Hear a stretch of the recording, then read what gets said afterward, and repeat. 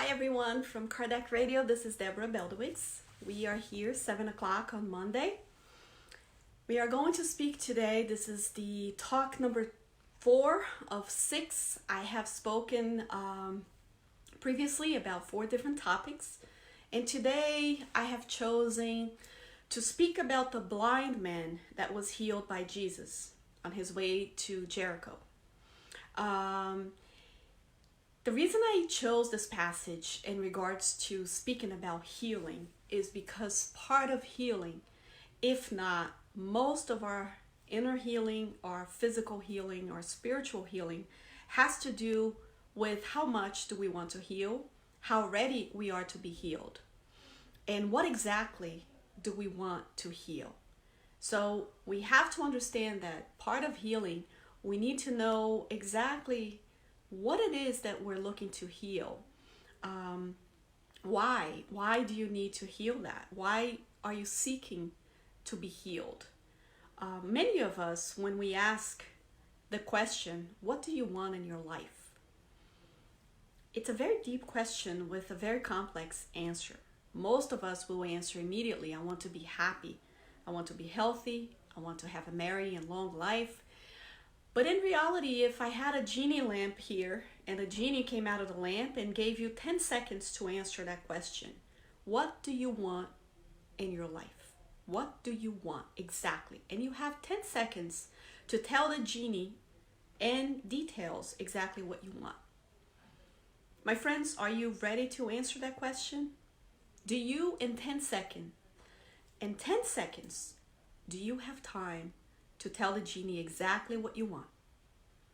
Well, most of us are not really even aware of what we want healed. What is it that I want to heal in my heart, in my body, in my soul? But so let's talk about healing. Let's talk about this passage. In reality, we have to seek the healing. We have to really look for it. We need to immerse ourselves in being healed. And we need to know why we are sick in the first place, why our ailments, and we talked about this in the previous talks, especially on talk number 1, but also in the last talk number 3. And I want to read to you a passage straight from the good book. And I want to read a passage, and this we're going to read, and we're going to Mark chapter. We're going to Mark, let me see here, 10:35. So Mark 10:35. I believe that's what it is. 46. Sorry, it's very small. So Mark 10:46. We're going to talk and we're going to read straight from the Bible. And we're going to read about the blind man. And this is really a book that we cannot... Don't think because we're spiritists that the Bible is not something that we use. On the opposite, we use the Bible and we interpret it in light of spiritism. So it's a very important book to have in a spiritist center. I think most spiritist centers have it. We certainly have it. We study it. And so this is what I'm going to tell you. Mark is the one that talks about, that's the passage and who I chose to talk about. Now pay attention to the story. It's very short. But this is something that we can learn so much about healing. And this is how it goes. The blind man of Jericho. They reached Jericho, and as he left Jericho and his disciples, and a large crowd, Bartimaeus, that is the son of Timaeus, a blind beggar, was sitting at the side of the street, at the side of the road. When he heard that it was Jesus of Nazareth, he began to shout and say, Son of David, Jesus, have mercy on me. Have pity on me. And many of them scolded him and told him to keep quiet. But he only shouted all the louder, Son of David, have pity on me. Jesus stopped and said, Call him here. And they called the blind man. Courage, they said. Put up, he is calling you. Get up, he is calling you. So throwing off his cloak, he jumped up and went to Jesus. Then Jesus spoke. What do you want me to do for you?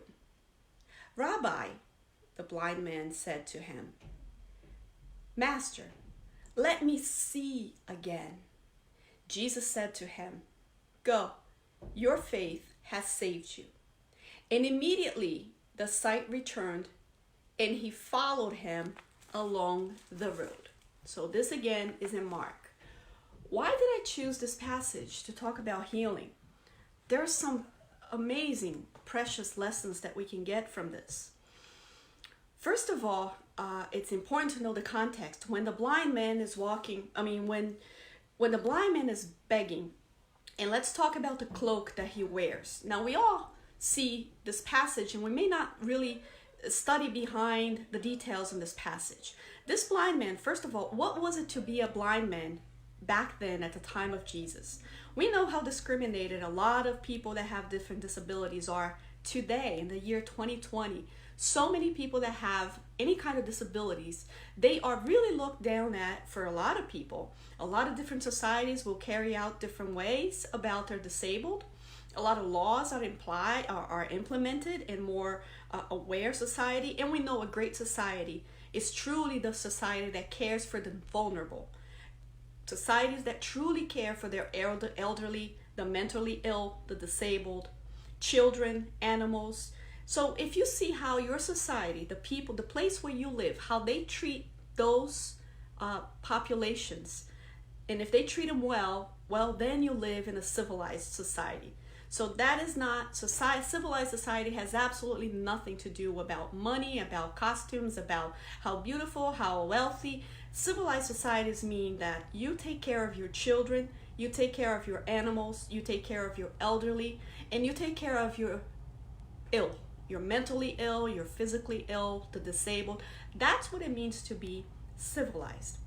So anyway, back in the day, being blind was something that you looked down upon. A lot of people at that time did not look at people with the mercy, the charitable ways that we learn so much in Spiritism. And that's why Spiritism is really this doctrine that puts charity above all else. If we are not to open a book, but we are to be charitable, then it's worth it. As Paul of Tarsus said many times, even if I give my own body to be burnt, but have not love, have not charity, nothing matters. And nothing that I do will matter if I don't do it with love and charitably. So anyway, so this man wore this cloak and he was blind. So people that were blind back then or disabled, they were really outcasted from the society, the mainstream people. And they couldn't get jobs, they couldn't do anything. So they were given these cloaks by the authorities. And these cloaks, what is a cloak? That robe, that garment that you would wear. The cloak that the blind man wears shows that he is legitimized as a disabled man and he can actually beg. He has a way of receiving money. The cloak legitimizes his disability, and it gives some kind, let's put it in quote unquote, some kind of rights. So he could actually beg. That was a way of saying, okay, this is your work. You beg, maybe you get some kind of help from the government, which, if any, there was minimal. But the cloak was really his surviving instrument. If he didn't have that cloak, he was truly an outcast, and he was not legitimized, he was not made proper to do his begging. So when he lived from begging, he lived from any kind of government assistance, any kind of help, that cloak that he wore was given to him as a letter, as a means of saying, this is your way of living, this is your life, this is what you can do. It's kind of us getting documents to work. If you don't have, let's say, if you don't have your a picture ID, you cannot get a job at a certain place. And without those papers, those working papers, you can't get a job. But for disabled people back there, they needed a cloak because that cloak was their survival, their survival tools. So the blind man in this story, he's in Jericho. Jesus and his crowd is going through Jericho. This man is sitting on the side of the road. On the side of the road, he's wearing his cloak or his garment given by the authorities, showing that with that cloak he's allowed to beg and he's allowed to make his living. So it's everything to him. The cloak is everything, his guarantee of survival. That is why we have to really, really study these little things in the Testament, in the Old Testament, the New Testament. Let me correct that, so we can get the context of what this is going on, or how this is going on. So anyway, so he hears that Jesus is coming, and we know when we lose, most of the time when we lose one of our senses, we always work better with the other ones. The other ones are heightened. So most likely this man had a very keen way of listening, and he probably heard a lot about Jesus is the son of David, and Jesus heals. And he had to have this knowledge. Being a beggar, he heard a lot about Jesus, but he didn't just hear about Jesus. He already knew who Jesus was. He really embraced this man as the son of David, or this Messiah, this man that really was the son of God, the son that could heal. So when he hears that Jesus is going to be in town, he starts yelling when Jesus is passing, and Jesus is passing with lots of people surrounding him. And then he starts to yell, Jesus, son of David, have pity on me. And he starts to full-heartedly, he's still sitting, right, with his cloak, and he's begging and yelling. And some of the people in the surrounding Jesus start yelling back at him for him to be quiet. Stop causing a commotion. Stop yelling. And what does this man do? He yells even louder. So now he has to surpass all these people that are judging him, that are just basically telling him, oh, stop, you're nobody, stop making a fuss. And he starts yelling louder, Jesus, have pity on me. So Jesus hears, and then Jesus sends for him, and he says, bring him to me, let him come to me. Now, there's a lesson right there. Why didn't Jesus walk to him and Jesus asked him to come where he was? Because a lot of times we want the healing to come to us. We want Jesus to come to our comfort zone. When he says, knock and the door shall be open, yet you must go through the door. If you just simply open a door, that does not guarantee healing. You have to walk through that door. But how uncomfortable is it for us to walk through a door that is unknown? Unless you have faith. So Jesus says, you come to me. When we ask for help, we need to ask for help and seek. And when you seek help, when you seek healing, you need to do your part. You need to walk. And so this man, as he stands, because now Jesus told him to go there, come to me. And when Jesus says, come to me, the people around says, man, he's calling you. Go see him and be joyful. Be happy because, hey, this is the healer. This is the son of David who's calling for you. So he stands up and he throws his cloak away. He throws his robe out. He takes it out of him. This symbolizes someone now who's naked, who absolutely has nothing. Because that cloak was his survival tool. That cloak is the only thing that he knew could bring him food the next day, by giving him the right to beg. So when he tosses that cloak, this is the, sink or swim. This is that moment. Either I throw myself into Jesus and completely go for it, or if I have any doubts, I kind of hold on to my cloak. I go, but I hold on to it. And this man had made a decision that day, that he knew that Jesus was there for him and Jesus was ready to heal him and he was going to get the healing. So he threw away his comfort zone. He threw away everything that he knew and he made a decision. Jesus will heal me. And when he threw his cloak, he goes to Jesus and Jesus heals him. And it says that Jesus asks him before anything, what do you want me to do? Now, let's think about that question of Jesus when he asks, what do you want me to do? And he said in a much more profound way, I want to see.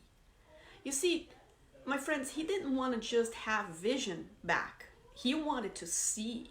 He really wanted to understand why he was blind, all of the darkness. He now knew who Jesus was, and he wanted to be there. He wanted to be part of following this man, this master that we have. So when he says, I want to see, I don't want just my vision restored. I really want to follow you. I want to be with you. I want to learn from you. I want to throw myself at you. I want to surrender to you. And that's exactly when Jesus heals him and gives him the sight, immediately he sees. And when Jesus says, go, your faith has restored your vision, has made you see. Except that Jesus knew what he meant by seeing. And this man immediately starts to follow Jesus. You see, he could have turned away and figure and said, well, now that I have my vision, let me go back to my old ways. Now that I have what I came for, now that I have my health back, let me go back to the same things that brought this illness upon me. Yet, when he made that decision to throw his cloak out, there was no way back. That was his moment of surrender. And I think, my friends, that is the moment that we all should be looking for in our lives. Not the moment where you decide, I'm going to enter this faith or this religion, but the minute that you surrender to Jesus, the minute that you surrender to the knowledge. We study Allan Kardec not to be able to cite every question on the Spirit's book or to know all of the works and what order one came after the other. That's a beautiful thing to know. It's beautiful to know all of this. If you have a memory, a photographic memory, you'll be able to recite every single thing that is in the Bible, everything that Kardec ever said. If you don't have a photographic memory, you need to understand. You may not remember the question and the answer in which order one came before the other, whatever question, but you need to have the essence, because that is what surrender is. There's no going back to surrender. And look, I am so passionate about surrender because I had made my choice. I surrendered to the Spiritist doctrine because I knew that's what was bringing me all the questions, all the answers to my questions. So I had no second doubt. You know, first you say, is this really it? I had no second thought. I knew exactly that doctrine would bring me to the full knowledge of why we're here. What am I here to do? And that is the surrender. And when I throw my cloak and I define my life as a before and after, this is a choice that I make, and there's no going back. I can't have an extra set of cloak, or I can't have, that robe, just carrying it with me just in case.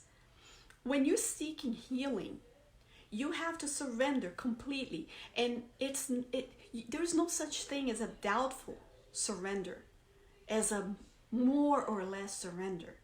And that is exactly what faith is. It's trust and surrender.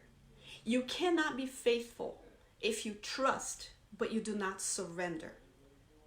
Because if you trust and you don't surrender, you're only halfway there. You trust that this cure will come to you, but you are not surrendering yourself to seeking, to looking for, to going, to doing your part. But if you don't trust and you surrender, there is no faith because you have no trust. You're surrendering to anything that people tell you and you're going full-fledged, but you don't really trust that that's going to happen. Remember the story that we told about the woman that had a hemorrhage for 23 years? I believe it was 23 years. And she knew, same thing. She didn't care. She went to Jesus and she says, if I just touch Jesus's cloak, his robe, I know that I'll be cured. And you know what? Jesus didn't know that he healed at that moment because he felt virtue coming out of him. And if you pay attention to that passage, it was after she got healed that he felt. So he wasn't even aware that he had healed. She attracted the healing. And we know that if we study the Genesis, Kardec, let's go to Genesis where it says about the miracles, where it says about the healing. There's that very explanation that you may be healed by your will to heal. And the healer doesn't even have to know that he is healing, because he's not even aware. You can heal yourself maybe just, by wanting it. You can pull the healing towards you. But why do you want to be healed? Because in today's day, there's everything happening in the world right now, the coronavirus. Everybody is game for this horrible thing. And we say horrible right now because there's such a message in everything that's happening right now. I'm not free from getting this virus. I don't know. Nobody here is free from it. We're humans. We're in this globe, this earth. Nobody can say for certain that they're not going to get it, or that they had it and it already went away. We don't know. We know what the doctors tell us. We know what the government tells us. But do we truly, really know? And whatever happens, if you were to trust and if you were to have faith, there is a reason that you may not know. We may not know. But if we trust that God only does what's best for us, and that we surrender to His will, then we're going to be able to walk through this without panic, without doubt, without anxiety. And I'm saying this very loosely. Of course, we're human beings. We're going to be anxious. But what I'm saying is for us to exercise our faith. Because the cure of this blind man is to me the most beautiful example of trust and surrender. He trusted in the Lord. He trusted in Jesus. He trusted that he had the power to heal.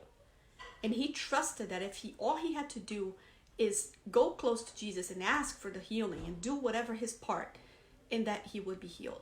And he surrendered because he got rid of his cloak. He got rid of his only thing that would guarantee his survival for the next day. And that's surrender.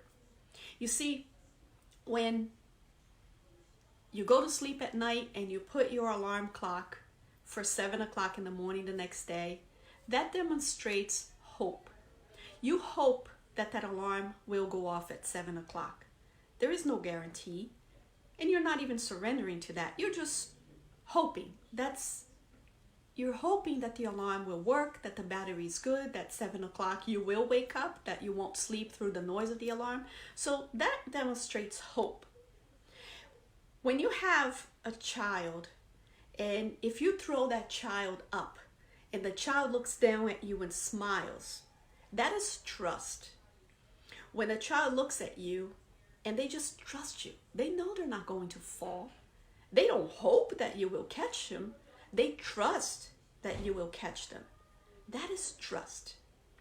Now, there's a story where there was this little village and it hadn't rained for many, many, many, many months, and everything was dry.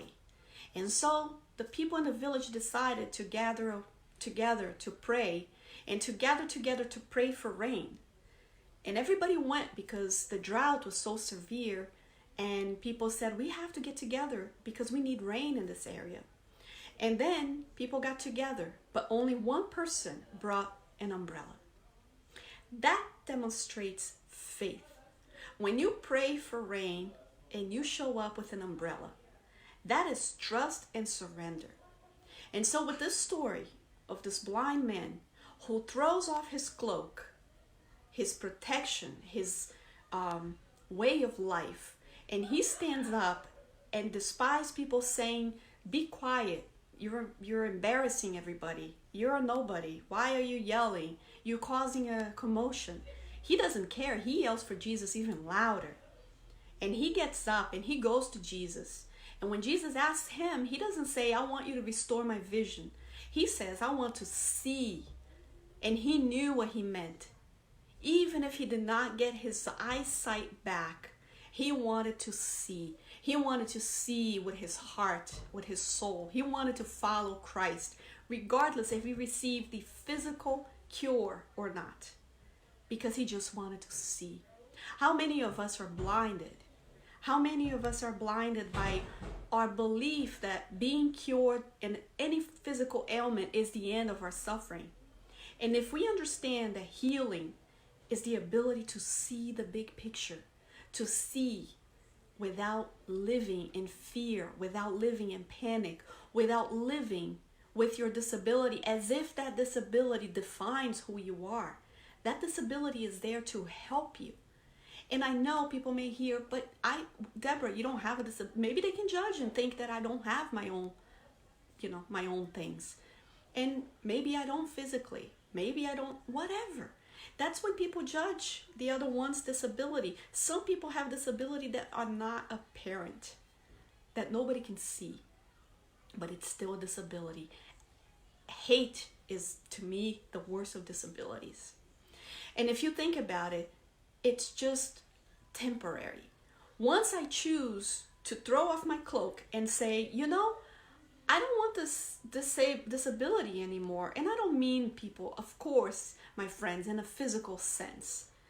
If you listen to all my previous talks, you understand why I'm saying the way I'm saying now. The message today is this message of faith. You can have hope, you can have trust, but if you don't have the surrender, it's very, very hard to get the healing that we so much seek.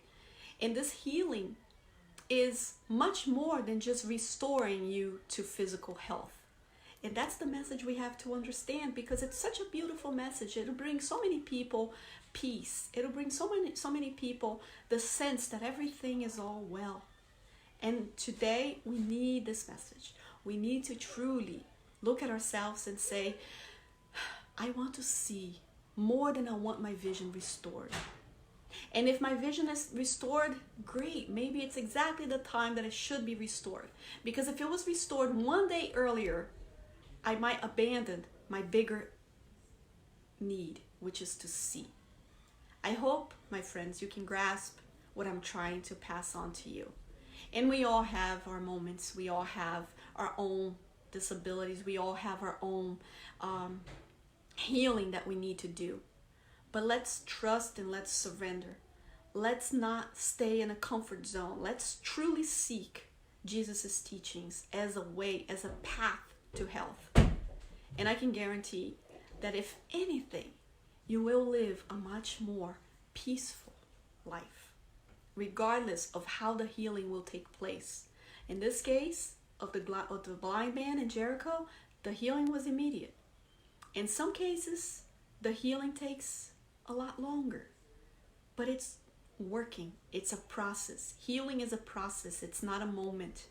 Healing is not a moment where you just wake up and you have no disease. That's not that's not what healing is. Healing is the ability to see why that disease had been there or is there. That is really what healing is all about. I hope that I could give my message and my message went across. But remember, this book, it's an amazing book to have knowledge. I know we have the study in our center, and we study with our friend Hercules. He does every Sunday live, but it's in Portuguese. I'm so sorry that we don't have the capability or someone that do it in English, but we study the Bible in light of Spiritism, line by line. And if it takes 3 weeks to read a line and understand, so be it. There's no rush. I want to end this by offering my condolences for anybody who lost anybody recently, be it to the coronavirus, be it to whatever it is. My deepest sentiments. It is not easy to lose someone, and I don't say lose because we never truly lose anybody, but to be disconnected bodily from someone. I really send my condolences. I feel for anybody and everybody who's going through any kind of ailments, any kind of physical ailment. I truly hope that we can all together learn the messages from all this. I'm going to do a video on my own Facebook this week sometime about the message, perhaps of the coronavirus that is so alarming all of us. But there's such a bigger picture about this. And I'm going to put on my thoughts on my own Facebook page if you wish to go there or befriend me. I don't bite. If I have room, I accept everybody as friends because I love having friends. And I hope I can call you all my friend. I apologize for anything that I have said that could be taken or misinterpreted. It has never, in anything I say, truly, I say it with the best of intentions, with the intentions to bring peace and to bring some kind of reflection for all of us, and to bring us some kind of joy and some kind of zest to want to be alive, to want to be healed. So thank you so much. And next week we'll be doing our last talk. I believe it's our last talk, but I hope you can be here on Monday night. Love you all, and I'm sending you all my love. I hope that we can be together again soon. Thank you.